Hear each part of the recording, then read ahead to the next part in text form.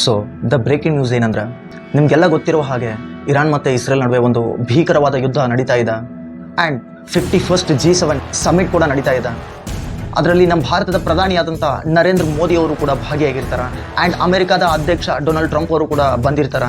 So Donald Trump ಅವರು ಈ event ನಡೆಯೋ ಸಮಯದಲ್ಲಿ ಅರ್ಧದಲ್ಲೇ ಬಿಟ್ಟು ಎದ್ದು ಹೋಗ್ತಾರೆ ಆ್ಯಂಡ್ ಎದ್ದು ಹೋದ ನಂತರ ಅವರ ಒಂದು ಆಫಿಷಿಯಲಿ ಪೇಜ್ ಒಳಗೆ ಒಂದು ಪೋಸ್ಟ್ ಹಾಕ್ತಾರ. ಇರಾನ್ನ ಕ್ಯಾಪಿಟಲ್ ಆದಂಥ ತೆಹರಾನ್ ಒಳಗೆ ಯಾರೆಲ್ಲ ನಮ್ಮ ಸಿಟಿಜನ್ಸ್ ಇದ್ದೀರಿ, ಸೊ ಈ ಕೂಡಲೇ ಬಿಟ್ಟು ಹೊರಗೆ ಬನ್ನಿ ಅಂತ.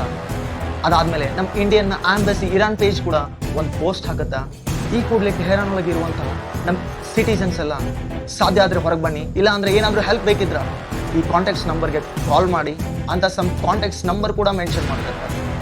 ಇಷ್ಟೆಲ್ಲ ಆದಮೇಲೆ ಚೀನಾ ಕೂಡ ತಮ್ಮ ಆಫಿಷಿಯಲಿ ಪೇಜ್ ಒಳಗೆ ಒಂದು ಪೋಸ್ಟ್ ಹಾಕುತ್ತಾ, ಇಸ್ರೇಲ್ ಒಳಗಿರುವಂಥ ಚೀನಾ ಸಿಟಿಜನ್ಸು ಈ ಕೂಡಲೇ ಹೊರಗೆ ಬನ್ನಿ ಅಂತ.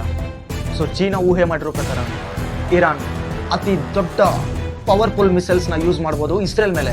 ಸೊ ಕೊನೆಯದಾಗಿ ಈ ವಾರ್ ಇಷ್ಟಕ್ಕೆ ಮುಗಿಯುವಂತೆ ಕಾಣ್ತಿಲ್ಲ. ಸೊ ನೋಡೋಣ ಏನೆಲ್ಲ ಆಗ್ತದ ಅಂತ. ನಿಮ್ಗೇನಾದರೂ ಅಪ್ಡೇಟ್ಸ್ ಬೇಕಿದ್ರೆ ಫಾಲೋ ಮಾಡಿ ಆ್ಯಂಡ್ ಶೇರ್ ಮಾಡಿ.